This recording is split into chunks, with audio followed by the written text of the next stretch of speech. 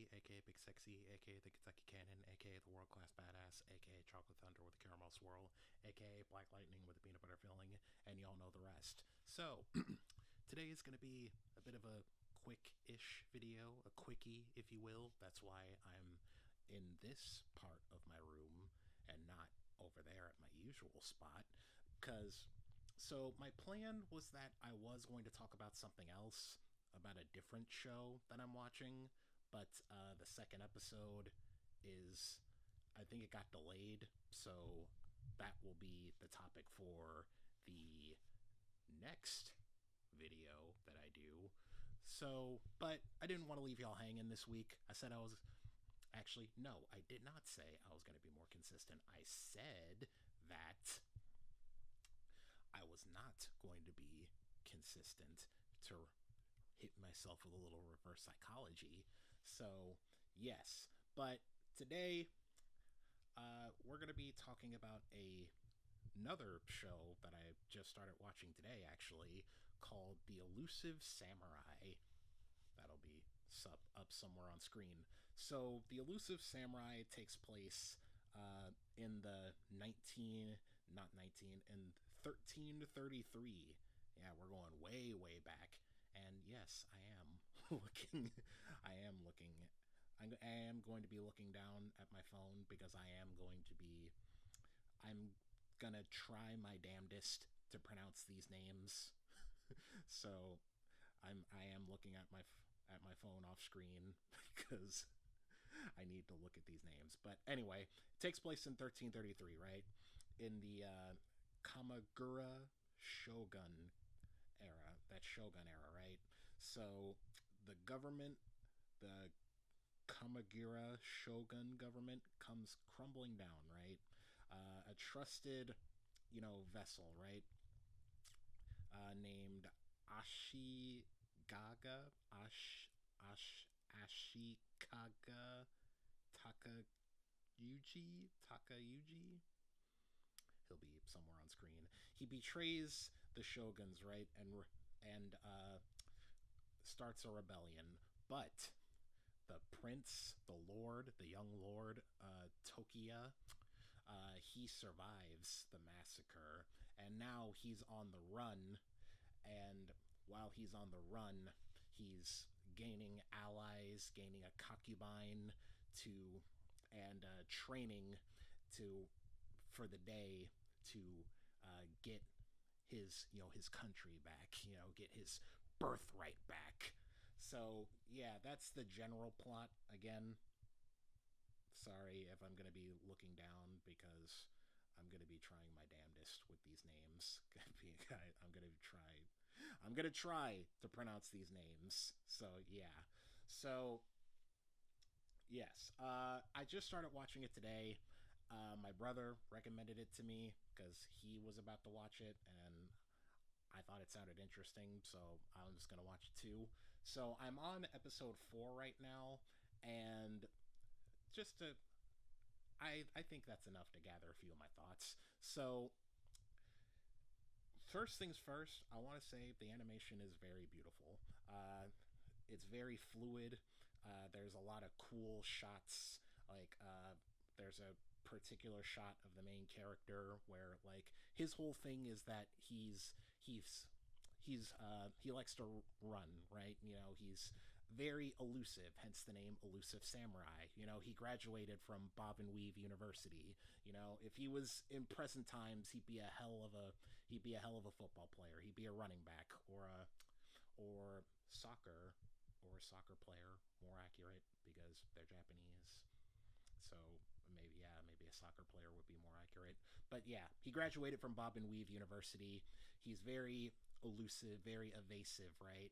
So there was a shot in like the first episode where as he's running away from all of the soldiers that turned heel on them, there's a shot where he's in the air and wings are coming out of him. It looks very beautiful. Again, I'll have a picture somewhere up on screen.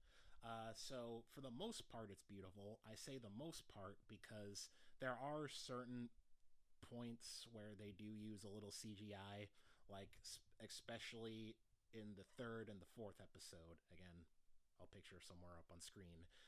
There's like a archery contest that he's having with the guy in the picture that y'all saw, and it's CGI. It's not particularly good looking CGI, but hey, I'm willing to let that slide. It doesn't look bad. It's just it's not great. Again, I get why they used CGI because it's probably very hard to hand draw. Like there's a lot of moving parts.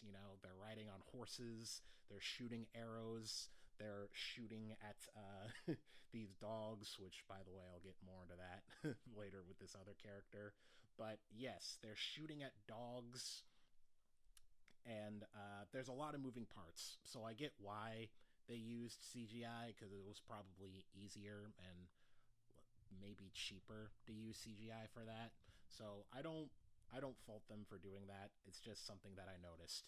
Now, the characters, like I said, speaking of those dogs, there's a character called again, looking at the phone, Suya Yorishiga. Again, he'll be pictured on screen. Suwa. Yeah. I'm trying, guys. I'm trying. But yeah, so he's an interesting character because he claims to be a god, which he might be. Shit, he might just be a god because there are points where he can just straight up like tell, predict things. No, well, not predict, just say what's going to happen in the future. Because, like I said before, when they were having that contest, they were having a dog shooting contest, right? And as they were analyzing the other guy and his prowess, our main character again to the phone, Toka Tokuyuki. I'm trying, guys. I'm trying. So I'm trying. But yes, he looks at our boy Suwa over there, and he's just like, wow, is he intimidated? But he's like, no. In the future, what we're doing is called animal abuse, but in this time it's normal. I hope I don't get what's known as canceled. So yeah, you could probably judge from what I just said that he's a bit more of a comic relief type character. He can obviously look into the future. I think it's explained that he can see bits and pieces of the future. And he can just straight up like control the weather a little bit. Like it was raining in one shot, and he made the rain stop. So he's a bit of an interesting character, and honestly, he's a needed character because this series was a lot more bloody than I expected it to be. Like in the first episode, like when it first starts it out, it's like peaceful. Our main character, he's running around, evading, bobbing and weaving, because he doesn't want to do his archery training and all that. So, being a kid, right? It's fun, wholesome stuff, right? But then it takes a hard left into blood and gore, because when I say a hard left, like, brother, like, there's a shot of a dude getting cut into little cubes. Like, I can't show any of the nasty stuff because like YouTube will probably take this video down or demonetize it or whatever YouTube does. So I can't show any of the nasty stuff. But just tell you, it's it comes out of nowhere. It's a gut punch. It's like a kick to the balls, and even the kids get murked. Even kids are out here getting murked. Like there's a kid that got murked, that got, and I was just like, again, picture, and I was just like, damn, even the kids are getting got. Damn, this is brutal. So yeah, with that stuff, it's nice to have a character like Suwa kind of take the levity, what am I trying to say? To add some levity. That's what I was trying to say. I don't know. I don't know what I was trying to say with the take thing. To add levity to this series, because he's very funny, very entertaining. Uh, there's a part where he does a straight up like Dragon Ball Z reference. Like he has the Goku cut, the Spirit Bomb. I would do both hands, but I'm holding the microphone. He does, he has the Goku cut, Spirit Bomb, and yeah, I'm gonna show y'all that, but it's very funny. So he's a cool character. I would like to know more about him. Now the antagonist, I'm gonna try this again, guys. Ashikaga. Again, picture. He's now we don't as of now we don't really know much about him. You know, we don't really. I guess we do know why he turned heel, and we don't know much about him or what his deal is, but there was a moment, and I believe it was either the second episode or the third episode, or it was very creepy, where like somebody's talking to him, and he's like, "Wow, your smile has become less human," and then he turns around and he opens his eye, and there's just multiple eyeballs. It was very creepy, but yeah, we don't. He's a little mysterious. We don't really know what his deal is, but maybe as the show goes on, we'll know more. And like I said, as our main character is, he's on the run, right? And as he's on the run, he's going to get people around him, right? Gather some allies, a concubine, and the members of his concubine. There's only three right now. I'll show them up on screen. I'm gonna start with the easiest name first. Uh, Shizuki. Shizuki. She is the daughter of a Suwa. Okay. Now there's Kojiro. Kojiro. He's more of a traditional like samurai type person, and there's Maksuki. Yeah, again, picture up. She's also a warrior, but she's also like has borderline super strength. Like there was a moment where Sua's telling Takayuki to get to know them, right? To form a bond so they can become family, right? So they can trust each other. There's a moment where they're out hunting, and she straight up throws like a big, big ass rock, and she just chucks it at a rabbit, and it takes out the ground beneath them, and I was just like, damn, this girl is strong. Like I said, borderline super strength. So I think it's sweet how when they're immediately just like, oh my lord, young lord, how they're just immediately just like, okay, this is our guy, this is our guy, and how they're just have faith in him, and how Takayuki is learning to have faith in them too.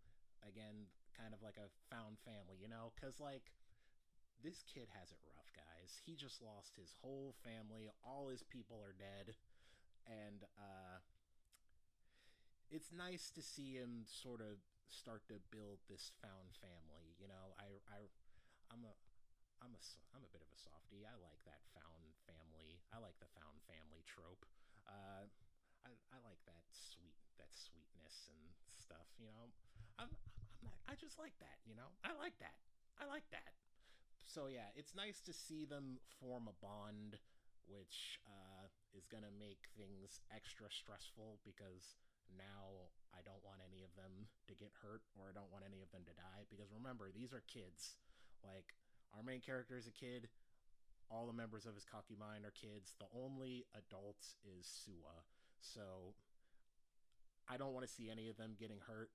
I don't like seeing kids get hurt. That's one surefire way to get me to root for a character, is just give them an innocent kid to protect, or have these kids, try to get themselves out of a particular situation. That's a surefire way to get me attached to these characters. Because in My Hero Academia, there was an arc where that involved a little girl, and I was really rooting for Deku and them to save this little girl. Uh, and there's another one, Kakurabachi, that also involves a small child that, again, really wanted to see the main character protect her. So yeah, I don't want to see these kids getting hurt. Like, I don't want to see them die. Like, come on, they're kids. They haven't even reached teen. They're not even teenagers yet. So yeah, it really, like, this, it really makes you root for these kids. It really makes you root for the main character to get his birthright back. Again, motorcycle out there. You guys can probably hear it. But yeah, so like I said, it really makes you root for them. As I can't really think of any like particular cons as of now, story wise, because like I said, I'm only 4 episodes in, and I'm trying to make this video as quick as possible, because like I said, like, that's why I said quick-ish, people. But yeah, so all in all, this seems like a really solid show right now. I'm gonna continue watching it. Like, it's got my attention, because I like to give things the old 3-episode test. If by the 3rd episode I'm not invested, I stop watching. So I'm on episode 4, so I'm here for the long haul now. I'm here. So I might do a part 2 when I finish this series, but for now I'll give it 2 thumbs up. Again, holding the microphone, people. But yeah, so that's about it. Just wanted to pump out a video for y'all real quick. Like I said, I'll come back with a video on the series that I actually wanted to talk about when the 2nd episode drops. But for now, if you like this video, give it a thumbs up. But if you really like me, then consider subscribing and ring that bell so you always know whenever I upload, because it is free. Don't be a dum-dum. Subscribe today.